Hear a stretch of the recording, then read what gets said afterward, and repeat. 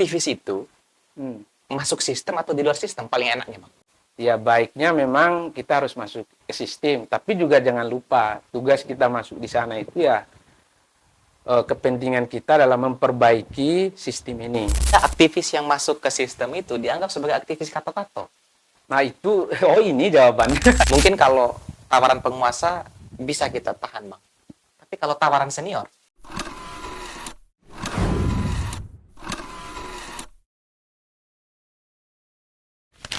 senang banget saya malam hari ini bisa ketemu dengan satu aktivis. Bukan hanya aktivis, politikus juga. Ini kritikus sekaligus politikus.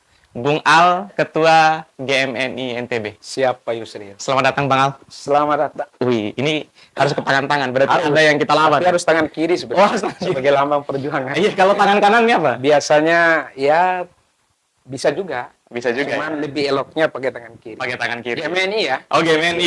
Iya. Tapi kalau yang lain kan hormat ya. Sekarang bisa. Sekarang lebih banyak orang itu hormat-hormat mungkin karena presidennya tentara kali ya. Ya bisa jadi. Iya.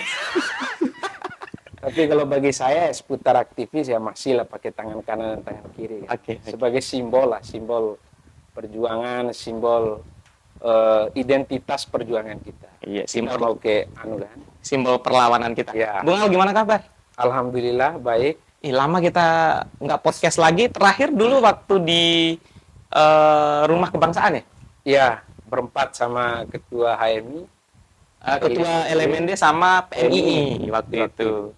Saya senang banget waktu itu karena bisa diskusi dan malam hari ini nih saya undang orangnya sekali lagi mau bicara tentang masalah-masalah NTB. Siapa Yus? Ini kan NTB ini kan daerah yang baru punya pemimpin baru, ya kan? Katanya harapan baru, Iya. gitu kan? Nah, Abang sebagai pion aktivis NTB lah gitu kan, Ketua DPD GMNI gitu kan. Ngelihat situasi NTB sekarang aja lah, Bang. Kita mulai dengan gimana sih situasi NTB kita sekarang? Pertama-tama saya ucapkan terima kasih banyak Pak Yusril karena telah mengundang saya sebagai untuk bicara santai di podcast kali ini. Walaupun tawaran Pak Yusril ini agak-agak berat tawarannya karena bicara tentang seputar kondisi Nusa Tenggara Barat. Sedangkan kita tahu bahwa Nusa Tenggara Barat ini merupakan salah satu destinasi semua persoalan ada di NTB. Baik itu soal kemiskinan, misal pariwisata, kemudian bicara tentang pendidikan, misal, kemudian penegakan hukum, terutama soal korupsi lebih-lebih, yang hangat-hangat baru-baru ini. Nah, tentu dari banyak persoalan ini, maka tentu saya terutama menilai persoalan ini harus kemudian kita bijak dalam menilai, bukan hanya sekedar menitipkan beratkan kepada pemerintah misal, tapi juga aktivis mahasiswa, LSM misal, atau beberapa elemen gerakan rakyat tentu juga harus mengambil andil dalam menegakkan posisi keterpihakan atau kebijakan rakyat di mata hukum lah pada intinya. Oke, kalau sekarang tuh Bang, anak muda aktivis itu masih melek bicara-bicara tentang politik atau kritik-kritik pemerintah sekarang masih Bang? Kalau bicara tentang melek atau soal apakah aktivis itu masih kritik soal pemerintah atau kebijakan pemerintah, ya saya pikir ini menjadi tugas kita masing-masing ya. Saya nggak bisa menilai pada sudut pandang yang berbeda. Apakah mahasiswa hari ini juga tidak lagi bicara soal itu? Saya pikir dan saya pantau ya, masih banyak kok aktivis-aktivis itu yang justru bicara, tapi karena mungkin kekurangan actionnya aja. Oke. Ya, ruangnya yang tidak dipublikasikan. Itu benar tuh. Hadirnya podcast bicara Betul. santai ini salah Nah, satu solusi. Ini saya pikir, makanya saya dari awal ini suatu kehormatan yang luar biasa kalau diundang sama Pak Yusril. Malu Karena di podcast bicara ini kan tidak main-main orang diundang. Saya mungkin di antara yang diundang, saya mungkin yang paling di bawah lah. Jangan kita diolah Bang. Yang kemarin kan saya lihat viral kan? Viral. Ya, viral. Bicara tentang masalah NTB juga tuh. Iya, tapi jangan ke situ Pak Yusril. jangan biar yang lain aja yang ngurus itu. Yang lain. Kita urus yang lain. Urus yang ringan-ringan. Kita kawal pemerintah Ya, gimana? kawal pemerintah. Baldinda kan? Oke, sebelum ke situ Bang, saya mau coba sedikit banyak yang bilang ya kalau aktivis itu kan ada dua katanya Bang. Ada aktivis yang benar-benar idealis. Nah kalau di NTB itu muncul istilah satu lagi Bang. Iya. Aktivis kato-kato. ini saya Ini istilah siapa yang buat? Nah ini katanya kalau ini underline ya buat teman-teman, kato-kato itu dibungkus gitu ya.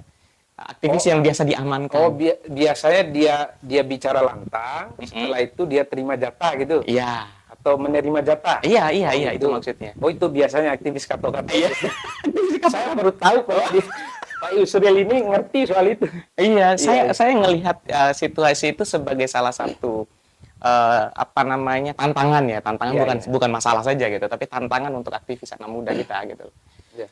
Karena tema yang mau kita bicarakan sebenarnya adalah tentang korupsi, Bang.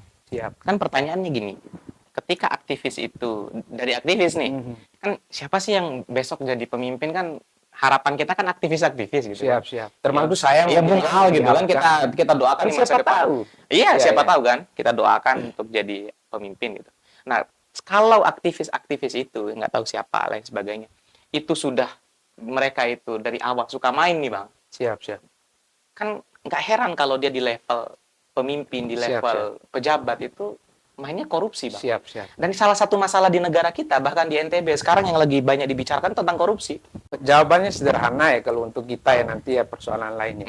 Kalau khusus generasi muda seperti mahasiswa seperti kita atau untuk adik-adik kita di bawah, sebenarnya untuk mempangkas soal istilah-istilah yang dipakai oleh Pak Yusril tadi, karena kita semua yang hadir di sini itu adalah ikonnya kepemimpinan di masa depan, terutama di Nusa Tenggara Barat, ya salah satu yang bisa kita lakukan hari ini adalah sederhana.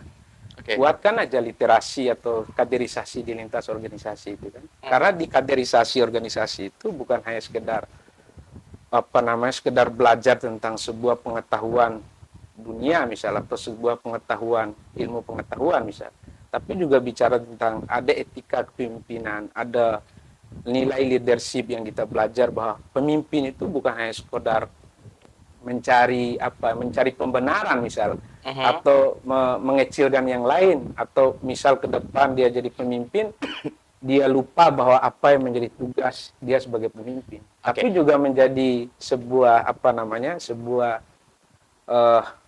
sebuah yang harus melekat pada diri dia bahwa tugas dia itu bukan hanya sekedar soal itu, tapi panjang gitu. Iya. Nah kalau di NTB nih Bang, kan kemarin tuh sempat viral tuh kasus DAK. DAK ya. Dan di kabarnya ini kabar angin Bang. Iya. Di OPD kita, di birokrasi kita ya. Agak kecil sebenarnya. Gosip memang. Ini kita gosip, memang kita serius ini. Ini serius ini. Iya. Jangan gosip. Kabarnya Bang, ini kabar angin lah. Nanti kan tinggal mereka yang klarifikasi toh. Iya. Nggak bahaya kabar angin nih. Soalnya ada senior saya yang pernah kena juga. Oh gitu. Iya, soal kabar angin. Ya udah kabar badai. Iya, kabar badai. Oke, kabar badai. Ini kabar badai, Bang. Bahwa hampir ya rata-rata pejabat-pejabat kita itu main gitu di kepemimpinan sebelumnya. Siap. Benar terjadi hal yang demikian. Tapi kan begini Pak Yusril, kalau kita ingin mencoba menyoroti kasus korupsi yang ada di NTB ini atau soal DAK yang kamu sebut tadi, walaupun ini hanya sekedar angin badai sekalipun, saya mungkin selalu memandang itu tidak selalu karena saya nggak ikuti ya kasus ini ya, tapi setidaknya kita bisa menilai gitu kan bahwa di NTB itu siapapun kepemimpinannya tetap cara-cara birokrasi itu tetap sama gitu loh.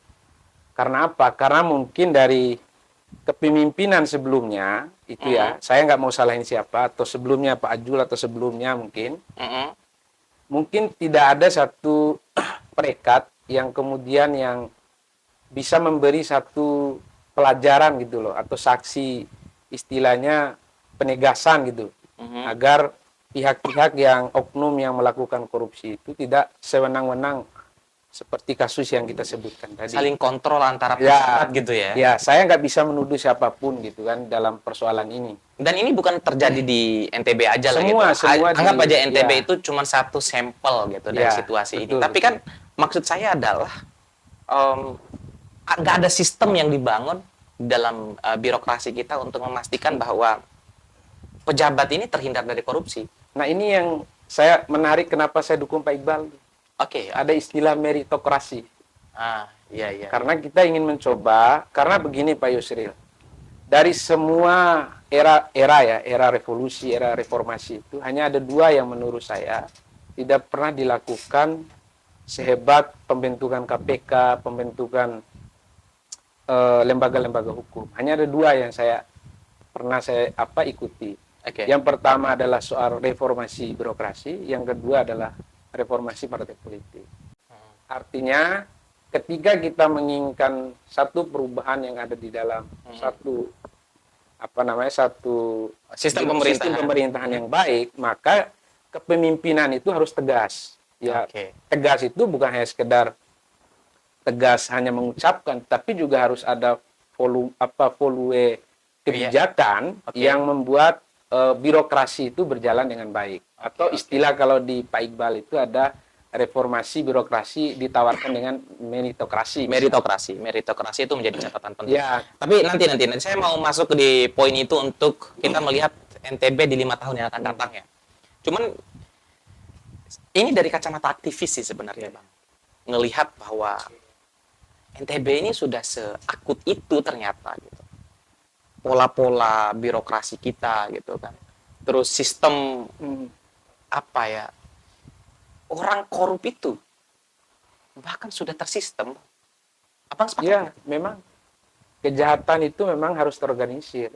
Oke. Tidak bisa kejahatan itu, ya kalau istilah kan bukan hanya kebaikan saja yang kita mau, yang harus diciptakan di dunia ini, tapi juga ada kejahatan yang coba diciptakan ya melalui cara dengan koordinasi tadi, atau tersistematis lah. Makanya kalau ada orang mau jahat, tapi kalau nggak terorganisir ya konsekuensinya kan pasti ditahu kan. Kalau kejahatan itu terorganisir, cara mengatasinya dengan apa? Ya pangkas. Cara pangkasnya adalah ya kita butuh pemimpin yang benar-benar ya seperti yang saya sebutkan tadi. Atau kebaikan yang terorganisir juga? Saya nggak bisa, kalau saya maksudnya begini, kan nggak bisa kita hadirkan kebaikan, walaupun menurut kita ya, misal kita lihat satu kejahatan yang ada di depan mata kita gitu. Satu sisi kita ingin memperbaiki, tapi ada sisi lain sistem yang mengatur soal itu. Kan kita tidak mampu Nah, masuk ke itu situ. maksud saya. Oke. Artinya kan kita sepakat bahwa korupsi itu adalah menjadi musuh kita bersama. Tapi pertanyaannya, bagaimana kita cara menghadapi korupsi itu atau cara menghancurkan korupsi? Sedangkan satu sisi ada sistem yang melekat pada dinamika tadi. Oke. Saya mau masuk ke situ, Bang. Akhirnya kita sampai pada diskusi bahwa aktivis itu masuk sistem atau di luar sistem paling enaknya, Bang? Ya menurut saya sih, ya sama-sama bagus sebenarnya. Cuman karena kita sepakat bahwa negara kita adalah negara hukum, negara yang menganut sistem demokrasi, ya baiknya memang kita harus masuk ke sistem. Tapi juga jangan lupa, tugas kita masuk di sana itu ya kepentingan kita adalah memperbaiki sistem ini. Tapi kan ini kontradiktif juga Pak Yusril. Ada juga istilah kalau adik-adik kita bilang awal mahasiswa jadi idealis, tiba-tiba jadi cukong, ya kan? Iya. Jadi bagian daripada penguasa dan kekuasaan. Nah, yang bahaya Dan itu ini juga yang terjadi di lingkaran aktivis itu. yang bahaya itu adalah stigma itu, Bang. Stigma itu yang tadi itu tuh. Akhirnya sampai pada ya udah aktivis yang masuk ke sistem itu dianggap sebagai aktivis kato-kato. Nah, itu ini jawabannya. itu termasuk nggak, Bang? Kalau saya ini perlu di disclaimer ya bahwa menurut saya aktivis kalau masuk ke sistem itu ya bukan aktivis kato-kato. Yang masalah itu kalau dia main dua kaki tuh. Hari ini dia idealis, tapi ketika idealismenya itu dia suarakan, tapi dia menerima barteran. Tapi kalau aktivis itu misalkan ya udah idealismenya itu dia bawa seperti katanya Iya. Bung Al, dia bawa ke sistem untuk memperbaiki sistem itu justru itu yang kita dorong kan. Nah, itu maksud saya kenapa saya mengupas dari awal itu di organisasi kemahasiswaan atau di organisasi internal ekstra kampus seperti Gemini, HMI, PMI dan lain-lain itu. Kenapa kaderisasi itu harus menjadi prioritas utama? Karena di sana bukan hanya sekedar belajar tentang bagaimana bangsa ini lahir, ya kan? Bagaimana negara ini bisa diwujudkan menjadi negara yang hebat, bukan soal hanya itu saja. Tapi juga membina di dalam diri kita atau di setiap insan yang lahir di organisasi besar seperti kita ini ada tanggung jawab moral, tanggung jawab kita terhadap nasib dan masa depan negara ini. Maka lewat kaderisasi itulah kita digembleng habis, kita dipoles habis agar kita tidak menjadi cukong, tidak menjadi semacam alat penguasa gitu loh. Katanya Jadi orang. idealisme kita itu terbina dari awal, sehingga begitu kita masuk ke sistem itu kita sudah kuat menghadapi satu tawaran-tawaran yang kato-kato tadi misalnya. Kato-kato tadi. Istilahnya seperti itulah. Ada orang yang bilang mungkin kalau tawaran penguasa bisa kita tahan, Bang. Tapi kalau tawaran senior, Nah, ini di mana-mana soal ini. ini di mana-mana. Ini- Saya sempat podcast ya. Iya, lucu. Saya sempat podcast ya sama Tum Babko Hayang Ibalin. Oh, Caca. Caca Iya, iya. katanya. Jadi ada level senior itu katanya. Iya, iya. Ada kakanda, ada kanda, kakanda. Nah, yang lebih mengerikan ini yang nggak bisa kita tolak ini. Rakanda. Kata. Rakanda. Iya, Rakanda. iya. Perintah senior ini yang susah kita tolak nih, Bang. Apa ya? Bukan perintahnya sebenarnya yang kita turuti sebenarnya. Kalau kita mau terjemahkan perintah senior itu sebenarnya. Di sisi lain kan ada dua yang menjadi tanggung jawab kita sebagai kader sebenarnya. Oke. Satu, kalau kita nggak dengar senior, kita ini dianggap tidak tertib. Kedua, kalau kita juga terlalu ikut, justru kita nggak punya pendirian. Nah, itu. Nah, pilihan inilah yang menjadi pilihan yang paling berat bagi kita yang sebagai junior. Oke. Nah, baiknya kita lihat dulu persoalannya. Iya. Kalau ini persoalannya menyangkut organisasi, menyangkut bagian daripada dinamika organisasi, kebesaran organisasi, dan lain-lain hal, ya perlu kita pertimbangkan, bahkan kita nolak. Karena apa? Bagi saya, ketika ada senior yang misal mengintervensi yang berkaitan dengan masa depan organisasi, kemudian soal dinamika organisasi, perlu kita pertanyakan senior itu. Senior itu tuntas apa enggak? Kan itu. Jangan-jangan senior ini offside juga dulu. Bisa jadi. Sejahat-jahatnya kita ya misal, atau sejahat-jahatnya kita yang pernah mendidik orang, atau pernah mengkader orang, tentu harapan kita itu, mesti yang kita kader ini melebihi daripada kemampuan kita. Karena guru yang hebat menurut saya, seperti Pak Cokro Aminoto misalkan, dia bukan bagian daripada Presiden Republik Indonesia. Oke.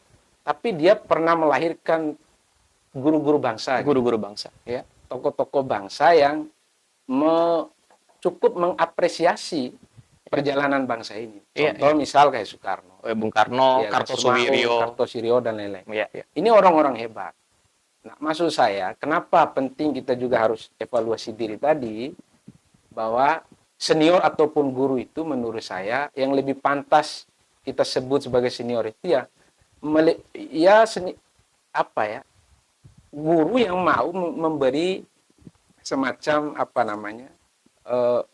mau membuka diri. Oke. Dia nggak anti kritik. Nggak anti kritik. Dia mau juniornya itu tumbuh, itu intinya. Cuman saya mau tanya dulu Abang nih. Posisinya Abang. Iya. Abang kan ketua GMNI. Terus Tadi saya perkenalkan aktivis sekaligus politikus, nggak masalah. Enggak, biasa aja sebenarnya, cuman berlebihan juga sebenarnya. Nggak enak sama yang lain. Bukan masalah nggak enak sama lain. Politikus di mana saya? Bukan masalah nggak enak sama yang lain. Sama senior, Bang. Ya kalau ditonton itu Bang. kalau senior saya ya. Iya. Ini hebatnya senior saya di GMNI. Apapun yang saya bicarakan, semasa itu mengandung nilai-nilai yang tidak menyinggung persoalan lain. Oke. Atau justru tidak membawa-bawa nama bendera dalam konteks yang negatif, misal, selalu dia support. Nah, ini kehebatan senior-senior. Apalagi disebut saya sebagai politisi. Ketawa dia, bangga dia. Artinya apa? Artinya kadernya telah sukses di atas dia gitu. Oke. Maksudnya begitu. Nggak boleh baper lah ya. Nggak boleh baper. Kalau saya tanya, Bang. Kalau masuk politik, partainya apa, Bang? Oh, jangan tanya ini. Belum waktunya. Nggak boleh jawab juga. Nggak boleh jawab. Karena ini ditonton. Karena politik yang hebat itu, Pak Yusil, menurut saya, adalah tidak perlu kita bicarakan. Oke. maksud saya, ya kan tidak semua hal yang kita bicarakan itu menentukan sikap politik kita. Justru yang diam itulah yang menentukan sikap. Itu yang menentukan. Contoh Pak Iqbal. Iya. Dulu diragukan. Iya. Di underestimate, akhirnya overestimate. Lahir jadi pemenang. Lahir sampai pemenang ya. Siapa yang awal-awal diragukan? Tapi yang muda-muda aktivis-aktivis di gerbongnya Mi Iqbal sedikit bang. Semuanya kan ke Zul semua, ke Rohmi semua gitu kan? Iya nggak sih? Iya. Kayaknya saya aja mungkin. Hah? Sama Yusri. Berarti cuma rotinya kita bagi dua-dua aja bang. Iya. Bagi banyak. Tapi ingat Yusri. Roti gembong Mandalika maksudnya. Roti gembong Mandalika. Tapi ingat apa yang kamu sebut tadi, bahwa godaan senior itu sebenarnya bisa kita bantah. Tapi godaan penguasa itu lebih nikmat Pak Yusri. Karena apa? Godaannya itu dia menawarkan banyak hal. Kekayaan. Saya mau ini underline dulu itu. Misalkan kalau ya godaan itu. Kan kalau dalam ruang profesional itu, Bang, kan kita diberi apresiasi sesuai dengan tingkat profesionalitas kita gitu. Kalau sistemnya bagus, pemimpinnya bagus gitu kan. Kemudian ada sistem meritokrasi di situ. Misalkan satu waktu aktivis dilibatkan dalam kerja-kerja pemerintahan, kan no problem. Justru itu yang kita harapkan. Pemimpinnya yang baik, bagus. Mau mengurus rakyat, mau turun ke rakyat, ya kan. Bukan hanya sekedar visi misi, bukan hanya sekedar cakap di dalam menyampaikan problem-problem kesejahteraan rakyat, tapi juga harus actionnya harus ada gitu loh. Karena output dari soal rakyat itu adalah turun ke rakyat. Bukan bicara di panggung-panggung. Ya konteksnya ya. Ini menjadi kritik otokritik bagi kita semua. Ya suatu saat kita bisa ada di posisi itu kan nggak tahu Pak Yusri. Kita selalu saling mengingatkan saja kan. Tapi soal tadi partai politik saya udah dengar sih. Apa Pak Yusri? Jangan macam-macam. Bung Ali itu kemana gitu kan? Tapi ini enggak saya sebut. Nanti ini ya. DM ya, nanti DM ya. Kan nggak perlu saya sebut. Iya. Saya GMNI. Karena perlu saya sebut kemana saya pergi. Ya saya lahir di GMNI, dididik untuk menjadi disiplin ideologi. Ada tugas sejarah yang saya amat mandati di dalam saya hari ini sebagai ketua ya. Ya tentu tugas saya amat penting nih Pak Yusri. Siap. Ya artinya nggak perlu lagi nanya kemana saya harus berpartai dan kemana saya harus kembali. Ya saya akan kembali ke rumah besar keluarga besar Bung Karno kan. Karena di situ rumah saya. Nggak mungkin saya ke Indonesia. Indonesia dong berarti. Harusnya ke rumah kebangsaan, cuma rumah kebangsaan sepi di sana. Kabarnya HMI semua di sana. Jangan nanti marah nanti. Enggak. Berarti Indonesia kan, kembalinya ke Indonesia. Kan? Bung Karno itu kan bapak bangsa. Bapak bangsa, milik dunia. Milik dunia. Bukan lagi milik Indonesia. Oke. Saya mau geser ke 5 tahun yang akan datang nih Bang. Siap. Kan tadi tuh udah NTB udah banyak meninggalkan di 5 tahun yang lalu masalah NTB banyak banget lah, ruwet lah gitu. Di 5 tahun yang akan datang, di bawah kepemimpinan baru, Abang ngelihatnya seperti apa? Jadi saya bicara sebagai orang yang pernah dukung Pak Iqbal juga ya, nggak apa-apa ya. Nggak masalah. Saya orang yang ini bukan soal GMNI. Bukan. Ini kita pisahin. Saya juga ini. Ini bukan persoalan HMI ya. Saya begini Pak Yusril. Saya dari awal memandang Pak Iqbal itu secara personal, saya begitu lihat beliau itu ada harapan besar saya ketika saya melihat beliau sebagai sosok orang yang justru karirnya di luar itu mempereng sekali. Ya walaupun di soal ini banyak sekali yang beda pendapat ya. Ya apalah sebuah jabatan dubes ya kan. Tapi kalau kita pikir-pikir sebagai orang NTB, daerahnya kecil, kemudian pendapatannya juga kecil, anggarannya juga kecil ya. Bagi saya Pak Iqbal itu cukup mewakili putra putri terbaik kita di NTB lah. Di kancah nasional. Iya, di kancah nasional. Oleh karena itu mulai saya berpikir Pak Iqbal ini kalau ide dari luar sana kemudian bawa di NTB ini dengan kesederhanaan beliau, dengan kecakapan beliau misal, atau dengan pengalaman beliau, ini cukup menjawab persoalan-persoalan yang ada di NTB ini. Oke. Karena sekali lagi Pak Yusril, fokus kita ini kan bukan hanya soal korupsi saja. Ini banyak persoalan. Ada kemiskinan, pendidikan, kesehatan misal, atau persoalan hukum, atau banyak hal yang bisa kita lihat di NTB ini. Oleh karena itu saya melihat Pak Iqbal ini adalah sosok yang akan coba membuka pintu baru bagi sektor-sektor penting kita di NTB, terutama soal pariwisata dan bagaimana kita menuntaskan persoalan kemiskinan. Atau masalah pengangguran lah yang lebih disoroti. Artinya hilal kelihatan di ujung terowong. Iya, karena beliau ini apa ya? Ya, nggak berlebihan juga sih. Saya pikir Pak Iqbal ini adalah cukup memberi satu harapan bagi kita selama 5 tahun ke depan. Insya Allah kita kan bisa kawal bersama ini Pak Yusril. Iya, siap. Apakah ke depan itu kebijakan dan keterpihakan itu benar-benar lahir dari kepentingan rakyat? Saya berpikir positif aja karena saya ikuti Pak Iqbal dari awal sampai akhir. Saya pikir tugas kita adalah menjemput harapan-harapan ini. Harapan baru, tagline-nya Iqbal Dinda. Kalau saya tanya Bang, Abang mengawalnya dari dalam atau dari luar? Saya sih biasanya di luar. Biasanya di luar. Iya. Tapi kalau ada tawaran ke dalam? Ya, saya kasih orang-orang yang punya kapasitas dan punya kredibilitas lah.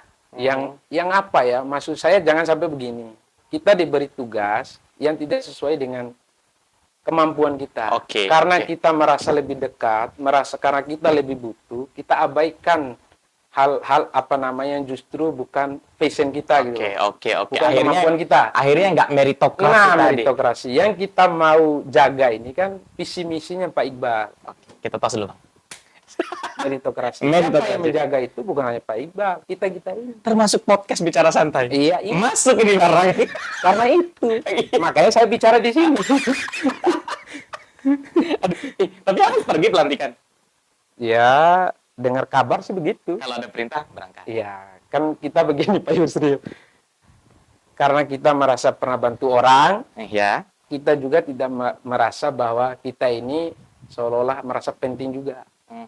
Kalau benar misal Iqbal misal merasa membutuhkan kita, ya kita siap. Ya kalau enggak mungkin bukan kemampuan kita di situ. Sekali lagi tadi, ya toh juga ngapain kita di Jakarta itu? Toh juga yang diundang 5 orang. Iya. Mau kemana kita di situ? Iya. Ya maksud saya bukan euforia itu cukup pas 2 hari 3 hari setelah menang. Kalau saat ini Pak Yusril, saya rasa yang lebih penting itu adalah kita mempersiapkan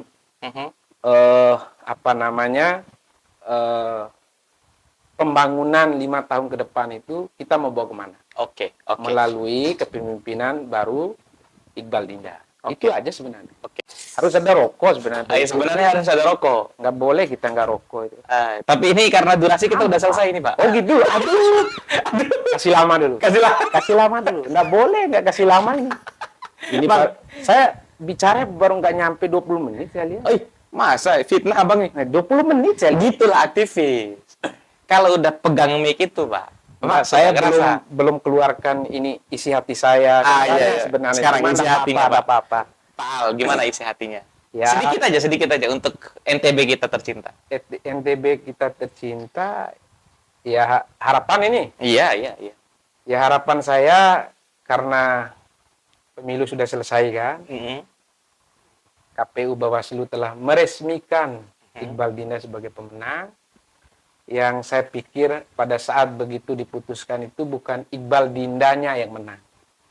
Tapi yang menang itu adalah rakyat NTB. Karena sekali lagi beda pilihan itu hal yang biasa, bagian daripada perbedaan kan. Tapi yang menjadi tanggung jawab kita bersama yaitu adalah bagaimana kepemimpinan Iqbal Dinda selama 5 tahun ini kita mau bawa kemana. Maka tugas kita itu adalah itu Pak Yusril, mengawal mendistribusikan. Jadi bansos ini harus tepat sasaran. Iya, kalau nggak ada yang Ya. mengawal, Oh, dikorup lagi. dikorup lagi Itu sama yang kita tidak inginkan. penjahat itu. Kan penjahat ini kan karena nggak ada kesempatan aja. Kata Bang Napi kan? Iya. Bang Napi yang bilang begitu. Kejahatan Itu bukan karena ada niatan, melainkan karena adanya kesempatan. karena ada kesempatan. Lahirlah dak. Dak dikorup. Dak dikorup. Nah, kita yang sengsara, Pak. Kita yang sengsara. Oke. Makasih banyak Bang Al udah mampir podcast Siap. Bicara Santai. Sip, Bang Al, besok-besok mampir lagi ya. Di sini kita Tapi gibahin siapa lagi. pembahasannya jangan begini Pak Yusril. Kenapa? Harus buka-buka dia. Oh, cocok. Jangan yang nutup-nutup. Oke, nanti kita buka-bukaan. Buka-bukaan dia. Oke. Tapi kalau yang sensitif, ya kan bisa lewat editing kan. Digituin aja. Nanti dititik. Tenang, nanti kita bongkar pasang apa nih. Ini kan sebenarnya masalah NTB ini kan ada di kantongnya Bang Al. Enggak, Nah. juga bisa. Kalau ada masalah itu nanti kita cicil lah sedikit-sedikit. Hah? Banyak yang lebih bisa daripada kita. Cuma karena kesempatan kita diundang, ya kita jawab sesuai dengan apa yang kita bisa. Oh, iya, cocok. Terus siapa kita ini Pak Yusril? Iya. Ya kan, sekelas doktor, masih ada profesor, banyak kok aktivis-aktivis penggerak yang tidak muncul. Nah ini pentingnya Pak Yusril. Nah, Jadi sebenarnya yang diundang itu ya minimal pemuda-pemuda yang inspirasi kan, inspiratif, yang tidak disorot oleh kamera itu coba disuruh ya, bicara. abang kurang inspiratif apa abang ini Ya, sebenarnya? enggak juga. Cukup lah. Nah, inspirasi kita ini Cukup itu sudah cukup mewakili seluruh rakyat. inspirasi di mana?